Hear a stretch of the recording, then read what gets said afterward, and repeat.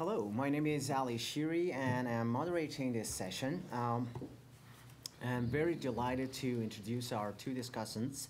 I would like to start with Guylaine Beaudry, University Librarian at Concordia University in Montreal. And the second discussant is Dr. Seamus Ross, professor at the Information School, University of Toronto, currently Interim Director, Coach House Institute McLuhan Program, University of Toronto, and also visiting professor, School of Information Sciences and Technology, Athens University of Economics and Business in Athens. Welcome and thank you for your participation. Guylaine, you talked about the importance of transforming academic library spaces and how we can actually accommodate a broad range of current student needs, so the student body in general, and provided very interesting examples of academic library spaces, and also talked about student needs. Dr. Ross was talking about the notion of post-custodial notion of digital archives. Very interesting notion of how we can actually ensure the authenticity and integrity of digital objects in digital archives, repositories, and libraries. And I would like also to quote Dr. Ross.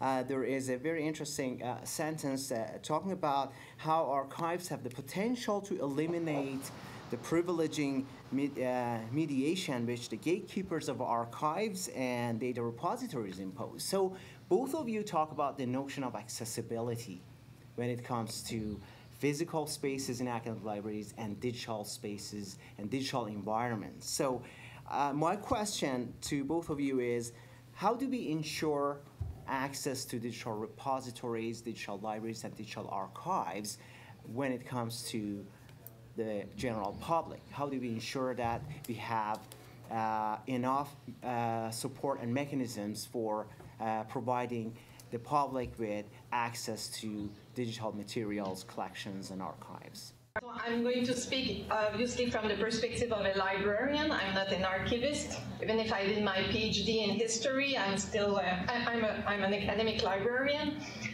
So we're doing a certain number of things.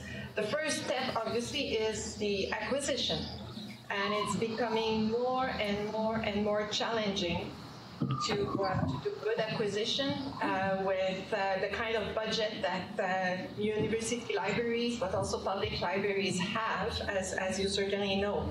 One of the big challenges is that for scientific information, the main journals, or what is considered to be the main journals, the more important journals, are concentrated in only five big publishers that are really behaving as in a oligopolistic market. So that barrier is real, and we try to go around and pass that barrier or put that barrier down by different means, but it is really a challenge that collectively, and not only at the level of a national state, not only at the national level, but at the international level, that more and more we need to work together to establish strategy. Once we found ways to acquire these journals and these all kinds of materials, all kinds of scholarly genres, giving access is another challenge because each scholarly genre and even platform has its own interface, has its own way to give access to the content. So for the lay user, it's becoming more and more difficult to find its way and to find the niche information that to answer the questions that our different users have. So librarians are building interfaces and search engines to give better access to this kind of material. And the last step, another step that is important, is the preservation. In the time of Renaissance, when we started with the printed press, let's say if we name one of the printers of the time. The printer was giving to the librarian the physical object for the preservation, for the long-term preservation. So the Manutier was simply giving his books or selling his books, and librarians were taking the responsibility to keep for centuries and centuries these books. Now it's not absolutely what is happening. We are subscribing to a service, so it's through an access that through a URL that we're giving access to the material. So this is becoming more and more difficult. As librarians, it's really an issue that we have. So there are some solutions. Scholars Portal in Ontario, for example, they built a major infrastructure to store everything that they're buying. There's also Portico. So it's just to answer shortly, to conclude shortly, it is really a strategy with multiple actions that allow us to give access and preserve the digital collections that we are identifying for our communities. Thank you very much. That's a very interesting point about, persistent URLs. Dr. Ross, you talk about self-identifying, self-analyzing, self-contextualizing digital objects that in the future would actually stand alone on the web, but would be findable and retrievable. So how do you see that in terms of discoverability and accessibility of digital objects? So I'm going to start with the access question first. And the key point here is that tremendous amounts of material are being created that are not actually by government organizations, by individuals, that are not actually finding their way into archival holding, that are not being properly managed. And for 30 years, we've been trying to put more legislative, more best practice, more methods in place to encourage the deposit of material and to encourage creators of government records to manage those materials well and to ensure that they're properly registered and properly handled for deposit in national libraries and national archives. The challenge, though, has been that these systems require a tremendous amount of intervention on the part of the creator, which is the reason I used that quote from Sir Alex Allen in the UK, who looked at the records that were being not deposited in the National Archives because of the way they were managed within the creating organizations. If we're going to be able to provide access to people, we have to actually acquire the material in institutions that are going to manage it. One of the ways, though, to actually address the problem is to put the intelligence, the process of description, the process of management at the point of creation, and to allow the objects themselves to have some sense of awareness, some utilities associated with them that have forced them to keep track of themselves, to register themselves, so that they can be acquired, they can be made accessible, they can be identified and be made known. So the idea is still somewhat in its infancy, but after 30 or 40 years of discussion about how we're going to manage the deposit of materials, we haven't really done it very well. Mm-hmm. And the current interest in things like open access and open data means we need to put more emphasis on how we're going to manage that and how we're going to make that accessible. But this does push, from the point of view of the user, one very important issue that we still have not addressed well, and it's the question of information literacy.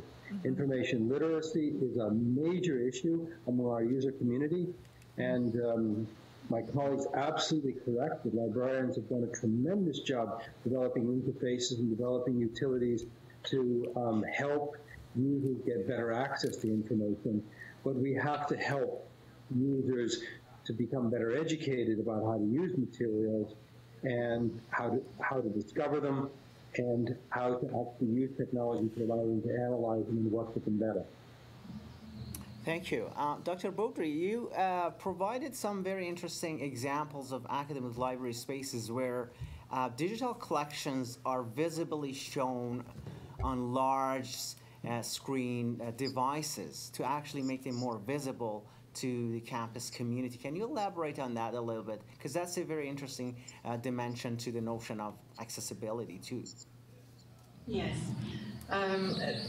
It is actually one of my obsessions. We're doing, I find, extremely well in showcasing and displaying our print collections.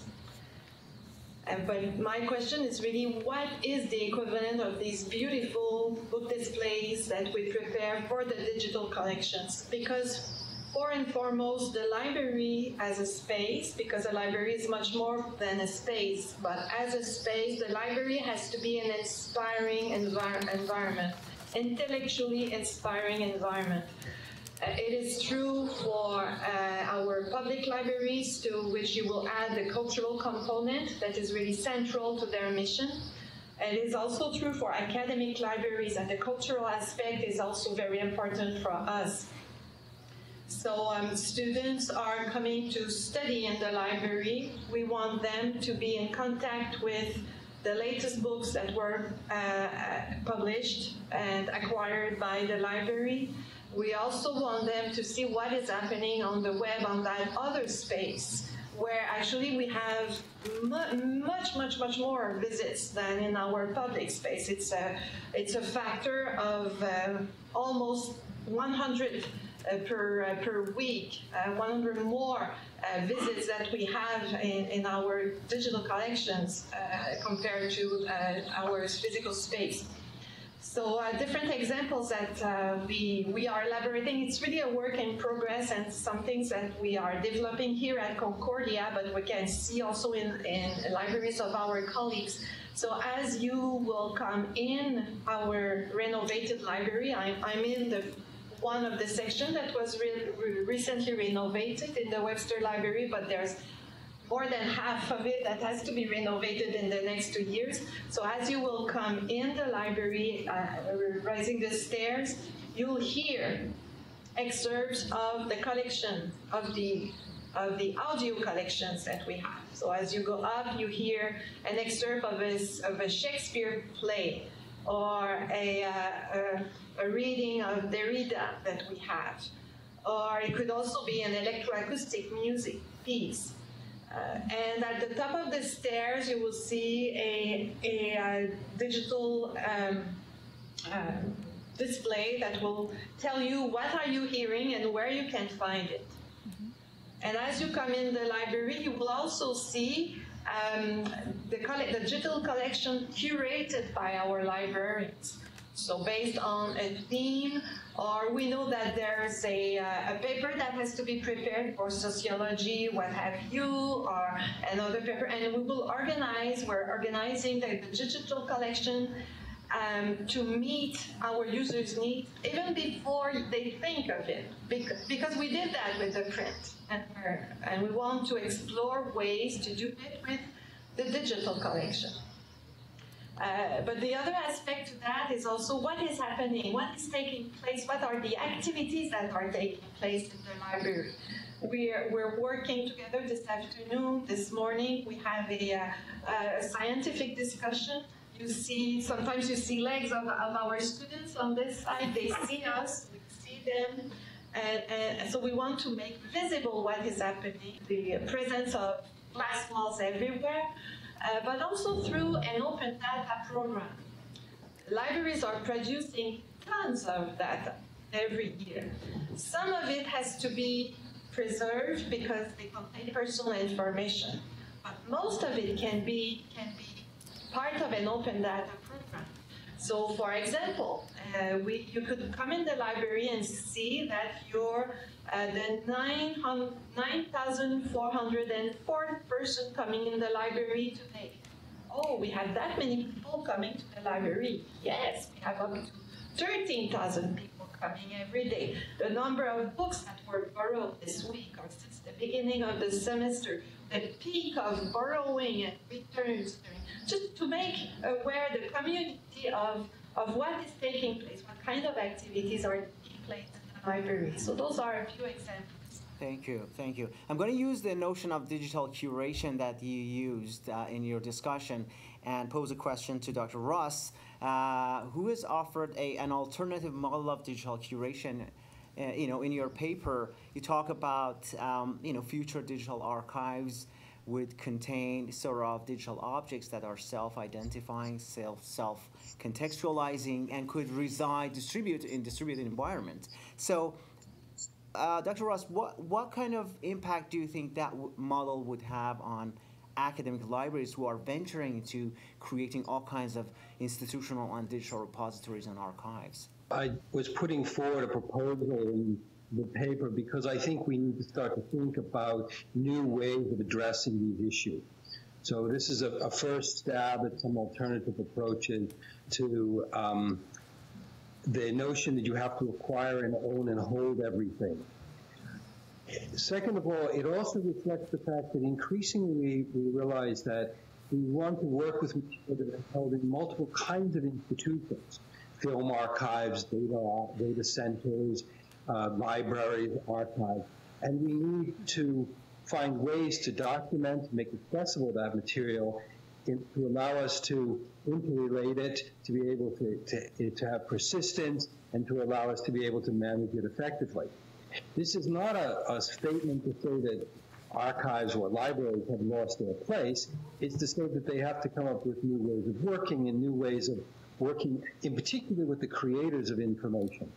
And the other key issue here is that we've moved to a world in which the traditional publishers are only one small part of the content creating industry that's happening out there. And we need models for securing digital objects, to being able to document them, to being able to give them persistent identifiers that support the broad range of public that is producing content, and also that's linking that content to material that they get from scientific data sets, that they get from open government data, that they acquire through access to material held in public institutions like such as archives and libraries. And they need to be able to weave all that together, to work with that content, to create new content, new stories, new ways of learning, and new ways of knowing. And the point about trying to propose an alternative approach is to say that the world of information is very different now than it was, say, even 5 years ago or 50 years ago. And libraries and archives need to find new ways of working to allow them to meet this change.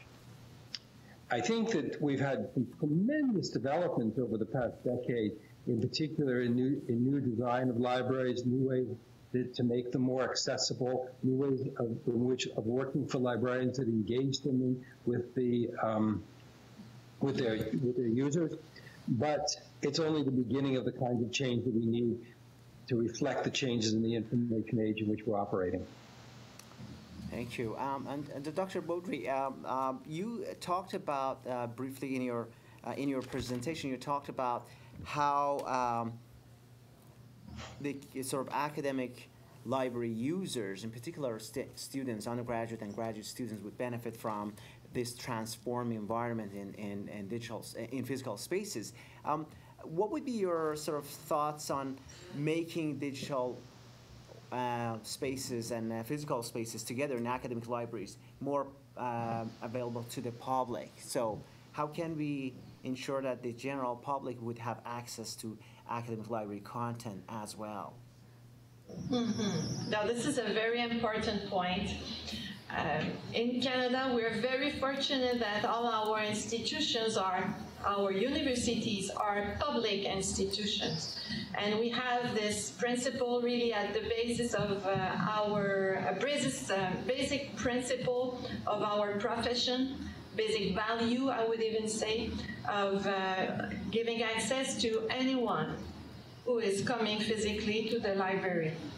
We have this principle we call the walk-in user, and we even integrate this concept into the licenses we are signing with our providers. So the different publishers from all around the world we are signing licenses with to have access to their content. We always include an article to give access to the walk-in users. And it goes as far as someone who's asking a question at the reference desk. In the reference interview, we may ask at some point, for what course do you need this information? It will help us to understand. So we may ask that kind of question. But basically, we do not need to know the name of the person or where this person is coming from. We're answering the question of a citizen. But this is really fundamental for us. Now, it is, in particular, during very busy time in the academic year, I'm thinking during the midterms, during the final exams period, you can feel the electricity in the air in the library. The library is full, there are students everywhere. May not be the best time for the walk-in user to access and to find a seat, because unfortunately, in these periods, in some periods, there's absolutely no seat available in the library. Now, almost 2,000 seats are all occupied. Okay. So there are some constraints that we have, of course, due to our primary mission. But it's always there, the importance of serving every citizen from our city, from our country, from all around the world who are coming and visiting our university. Thank you. Dr. Ross, any final thoughts about how we can make academic library content more accessible to the public? Academic libraries really are at the heart of the institutional enterprise in institutions such as the ones that I work for. And I do recognize the significance of bringing the public in, but these libraries actually are very much at risk because of the financial pressures that exist that make it difficult for them to acquire content and licensing, which is extremely difficult. But they are also massively important social spaces. And one of the things that was coming out in Dr. Beaudry's commentary was just about how important the social space of the library is. Her library is packed. If you come at Toronto at the Robarts Library, you also cannot find a space on many days to sit and work, because the students absolutely love to come to the space. But the problem is they're not necessarily coming for the information resources that are there. They're coming to actually use the space and to be with other students. Yes. They very much want to use the information resources that exist in digital form, and that doesn't necessitate they go to the library. But it does necessitate that they belong to institutions where they can gain access to those kinds of resources, such as the Elsevier databases. If they're computer science students, IEEE and ACM services. Now, those services we can only make available to the public on a walk-in basis. The difficulty is that we have very much have and have not world out there, and we need to do more to get those licenses to allow us to serve our communities better, and not necessarily to require those patrons, the general public users, to have to come into the physical space to be able to be users of academic content, or content that's provided by academic institutions. I know that's a challenge, and one of the great difficulties currently with the way the large what was described earlier as the oligarchy of publishers is that they're no longer using copyright as a mechanism for managing their content, but they're actually using licenses, which is governed under, which allows them to govern their content under civil law, which creates much greater penalties and gives them even more power in the way that they manage and the way they allow us access or not access or use or not use of content. And that's very worrying. But certainly, as public institutions, we need to do much more, not just for our students, but for the public, and we need to think of creative ways to do that. Because they're not going to just want to use the data sets and the publications that we hold in the library just alone, individually, but they're going to want to match them up with other publicly available data sets, with material that's available in from open data from governments, municipalities, as well as using things that come from public data services like Ancestry.com, who incidentally gets all that stuff from National Archives and other public archives. Okay, thank you very much. Our time is up. I would like to thank you both for your informative and insightful discussion. Thanks.